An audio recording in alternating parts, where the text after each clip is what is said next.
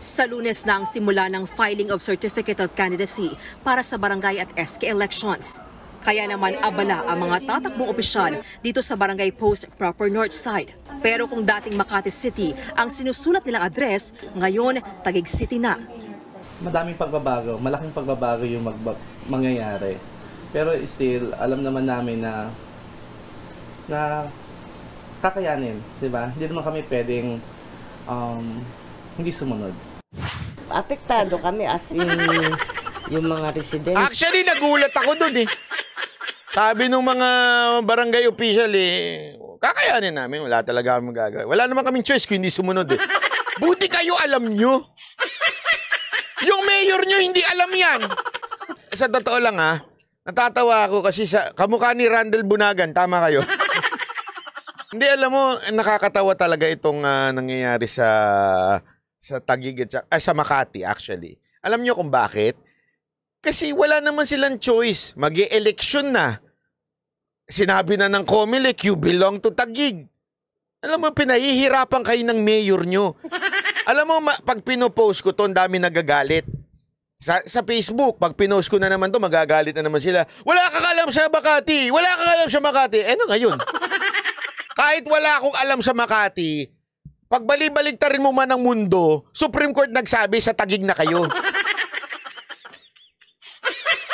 Oh, tanungin ko kayo, mga taga Makati Embo. Yung dating Makati na Embo. Sige nga, pag may alam ba ako sa inyo, magbabago desisyon ng Supreme Court? Anong pakialam nyo sa akin? O sige nga, sabihin na natin, mas maganda lahat ng benepisyo nyo dyan. May mukha ni Mayor Abby Binay. Magbabago ba? Ha?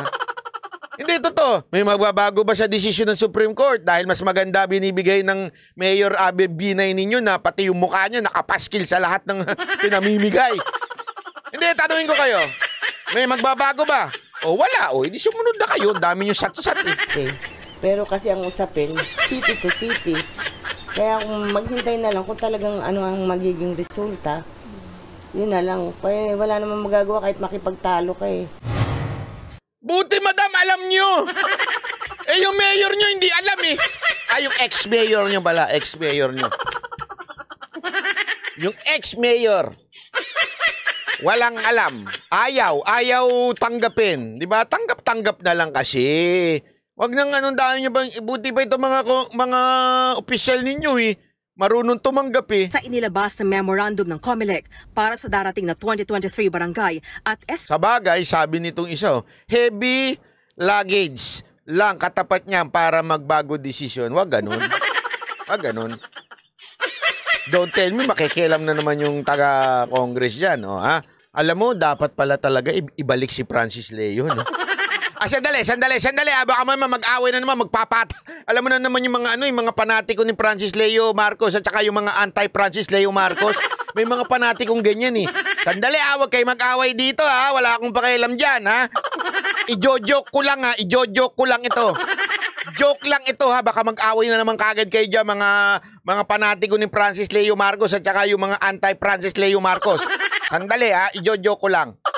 Dapat yung ngayong panahon na ito, ni Marcos, ni Bongbong Marcos, dapat pinapalaya si Francis Leo Marcos para bumaba ang bigas.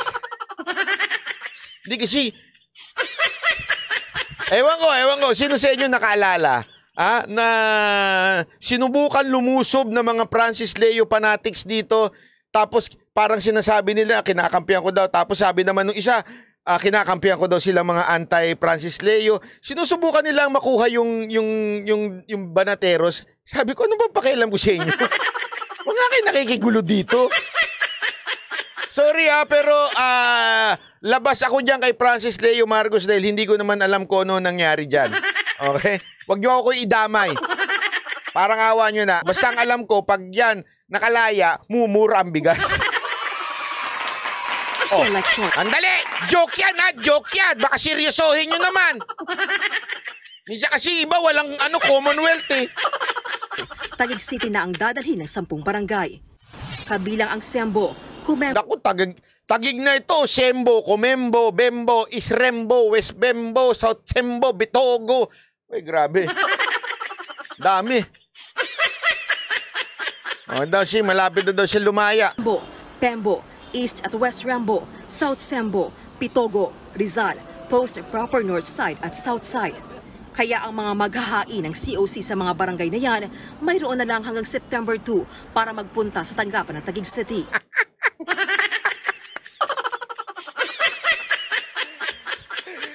Paano na yung mga taga-Embo? Yung mga gustong kumandidato dyan, saan kayo pupunta? Punta kayo sa Makati City Hall.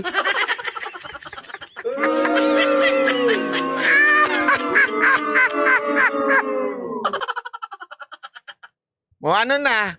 May mangyayari ba yung pinapaglaban ninyo? Kasi tanggap-tanggap na lang eh. Alam nyo, pinahihirapan lang kayo ng mayor ninyo dyan sa Makati. Tanggapin nyo na kasi no choice kayo. Gusto nyo kumandidato uli, di pumunta na kayo sa Taguig City Hall. Gusto hindi, Makati pa rin kami. Di pumunta ka doon, bahala ka. Doon ka kumandidato. Ang tigas kasi ng ulo eh. As if magbabago yan. Hindi na magbabago yan. Balibaliktarin mo man ang mundo. Supreme Court na nagdesisyon yan. Hindi na magbabago yan. Kahit ilang luha pa ang lumabas kay Mayor Abby Binay. Kahit ilang drama pa. Kahit ilang bag pa na may mukha niya. Hindi na magbabago yan. Tigil nyo na yung kadramahan nyo, Mayor Abby Binay, ha? Paglilinaw naman ng COMELEC, bukod sa lungsod, wala nang ibang pagkakaiba sa detalye ng mga botante. Hindi na rin nila kailangang magparehisto ulit. Sa pinakahuling tala ng COMELEC, may halos 300,000 botante ang mga Embo Barangay, habang may mahigit 400,000 botante sa Taguig. Actually, nakita ko yan eh. Kinumpute ko nga yan eh. 449,000 sa Taguig, botante. Diyan sa Embo, 229. So, para manalo si Binay, kailangan niya masiro sa Embo, itong si Mayor Lani, at makuha niya ang mahigit kalahati ng itong sa Taguig. Dream on. Diba? Ganyan kalupit yan. Alam niyo kung bakit. Bakit niya nakukonsideran tumakbo sa Taguig? Alam niyo kung bakit? Eto, malalaman ninyo. Sa gitna ng naging agawan sa teritoryo, mainit na tinanggap si Makati Mayor Abby Binay ng mga dating taga Makati kahapon. Namigay ng school supplies doon ang Makati LGU matapos payagan ng Department of Education. Hiri tuloy ng mga dating taga Makati, tumakbong mayor ng Taguig si Mayor Abby. That is an option, pero hindi pa po ako nakakapagdesisyon dahil magiging mabigat at mahirap na task ang tumakbo sa Taguig. Nang usisain si Binay sa payag niyang ito, inamin niyang isa ito sa kanyang pinag-iisipan. As far as 2025 is concerned, I keep all my options open, and that is one option. So it is not the only option, but it is one that I am considering. So hindi kasi ako para magsalita ng tapos. I know it's a cliche, but I always say I'm still waiting for a sign. Alam mo, madam, you're still waiting for a sign. That's the sign. Yan ang problema sa atin eh. Sa totoo lang walang biro ho Minsan ganyan tayo pag nananalangin tayo eh. Lord! Give me a sign!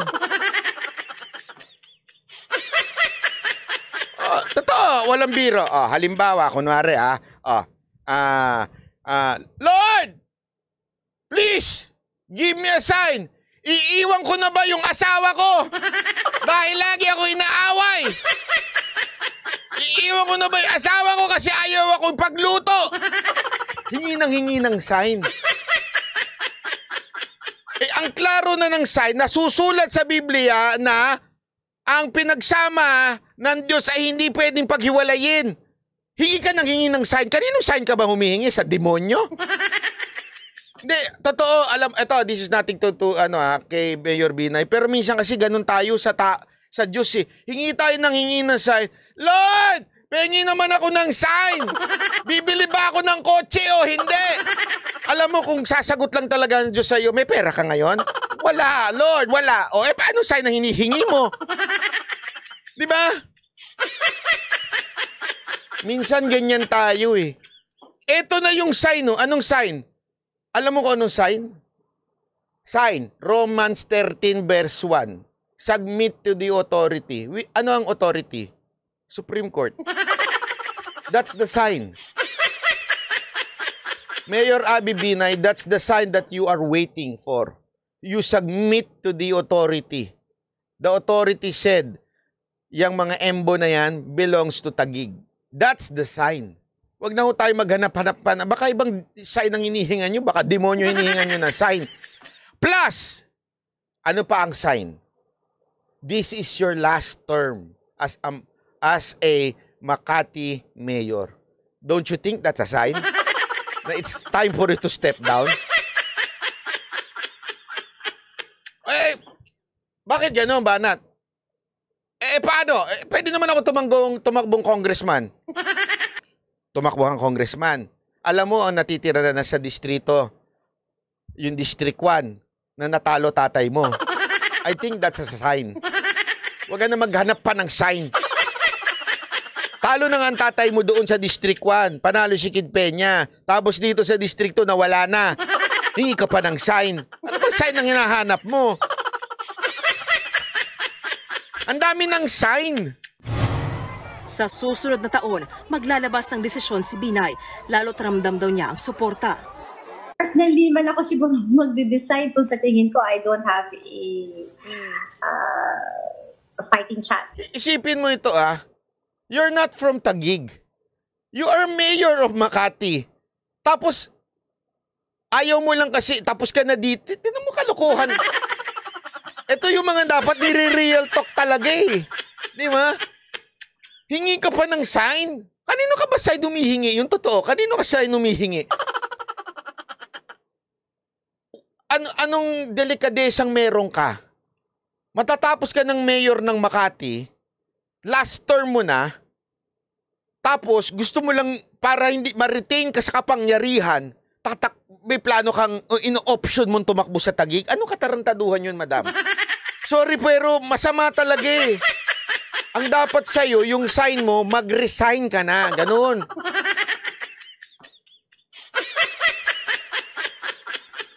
Hindi, di ba? Ito, walang biro. Tama ho ba yun? Isipin nyo na maigi to kayo mga taga Makati, naisip nyo ho ba ito? Last term na ng mayor ninyo. Para hindi lang siya makabitaw sa kapangyarihan, lilipat siya ng residente ng bahay para lang maging mayor siya sa kabilang lungsod. Anak naman ng wedding niya, no? Ibang usapan naman na yan. Di ba? Ang mga barangay official na nalipat sa Taguig, pabor naman kaya. Ako, personally, yung 100% support for her, andun pa rin dito. Nandun pala suporta mo, sir. Sir, nandun pala suporta mo. Lumipat ka na ngayon ng bahay. Kasi yung bahay na tinatayuan ninyo, Taguig na yan. So, ilipat mo yung bahay mo. Tapos, humingi ka rin ng side, doon ka tumakbo. Suportahan mo ngayon yung mayor ng Makati. Alam nyo kung bakit ganito kadesperado ito si Madam Mayor Abby Binay? Hindi nyo alam. Sa pamilya Binay ho kasi, ang magkakasundo ho dyan, kita naman ho natin, nasa balita yan Diba? Si Junjun Binay, yung matandang Binay, si Jejomar Binay, at saka si Nancy Binay, sila yung magkakasundo dyan. Etong si Abby Binay, ito yung parang may sarili sa pamilya nila. Hindi na pwedeng tumakbo. Alam ko na disqualify na po ito si Junjun. At lalo naman din yung tatay niya, alam ko hindi na rin pwedeng tumakbo. Si Junjun hindi na pwedeng tumakbong bilang mayor. The only choice na tumakbo for mayor kung gusto nilang ma-retain na ang Makati ay pamamahala ng Binay, na posibleng manalo pa. Kasi tandaan ninyo, ang natitirang vote reach na ngayon, yung District 1, na ang panalo doon si Kid Peña. Alam mo kung sino? Si Nancy Binay. Si Nancy Binay, hindi sila ganoon kaano kasi nga ang magkakasama diyan si Nancy Binay at saka si Junjun Binay. Tas iba to, si Abby Binay. Si Abby Binay talagang mawawalan na siya ng posisyon. Supposedly, alam nyo ba ang tatakbuhin ni Abby Binay? Supposedly, congresswoman ng District 2. Nawala na sa kanya ngayon. Kaya talagang ano na siya, nawiwindang na, saan ako pupunta? Alam mo kasi minsan, pag ikaw nasanay ka na sa kapangyarihan, ayaw mo nang bumaba. Ganyan ang mga politiko natin. Real talk tayo, mga politiko natin. Kaya nga sila nag-iimbento na sariling party list eh. Kasi dati silang congresswoman, congressman. Naubos na yung term nila. Paano na? Saan na ako? Hindi pwedeng wala akong posisyon dito. Buo tayong party list. Ganun ang ginagawa. Bakit? Kasi dyan naman nagpapalitan yan eh. Congressman o kaya mayor. O sa probinsya may gobernador. Ganun. Palit-palitan lang yan. Wala na silang mapwestuhan dito sa Makati. Sigurado eh. Matatalo. Alam nyo si Kid Peña, matagal nang tumatakbo yan sa Makati. Lagi ho siyang, pag lumalaban as mayor, hindi ho siya nananalo. Pero vice mayor, lagi siyang pasok. At the same time, pag kongresista, lagi din siyang pasok. Kaya lang, pag mayor, mahirapan talaga siyang pumasok lagi. Dahil sa mga Binay. Dahil hawak nila itong embo-embo na to, itong District 2. Nawala sa kanila ngayon. Kaya sa totoo lang, desperado ho ito mga Binay na ito dahil delikadong mawala ang Makati sa kanila.